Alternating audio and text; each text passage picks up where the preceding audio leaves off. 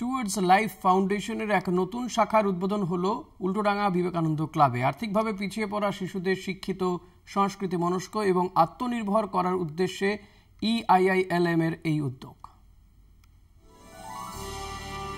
উল্টোডাঙ্গার এই সেন্টারে সমাজে পিছিয়ে পড়া শিশুদের মূল স্রোতে ফিরিয়ে আনতে বিভিন্ন কর্মসূচির আয়োজন করা হয়। সমাজকে এবং পরবর্তী প্রজন্মকে আরও দায়িত্ববান করার উদ্দেশ্যে EIILM এর এই প্রয়াস।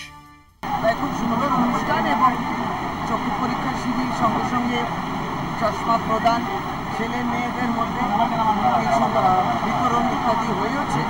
গুরুত্বপূর্ণ আলোচনা সভা, সমাজ সচেতন করার জন্য তাদের এই উদ্যোগটাকে আমরা ধন্যবাদ।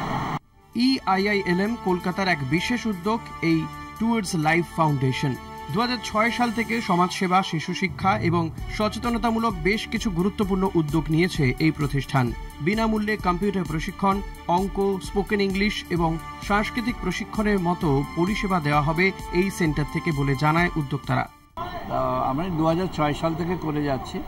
তো এখন নতুন করে কলকাতার মধ্যে এটা 6 নম্বর, যেটা আমাদের সব সেন্টারে যেটা হয়, আমাদের MBA এবং ম্যানেজমেন্টের যে সমস্ত ছেলেমেয়েরা তারা ভলান্টারি সার্ভিস দেয় এবং ছেলেমেয়েদের আমরা চেষ্টা করছি যাতে ওরা নিজে কিছু একটা রোজগার করতে পারে, তার জন্য উপযুক্ত হয়।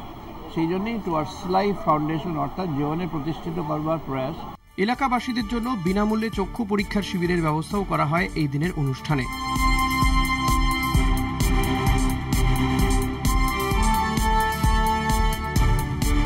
উপস্থিত ছিলেন লেখক, অভিনেতা, রাজনৈতিক ব্যক্তিত্ব সহ অন্যান্য বিশিষ্টরা।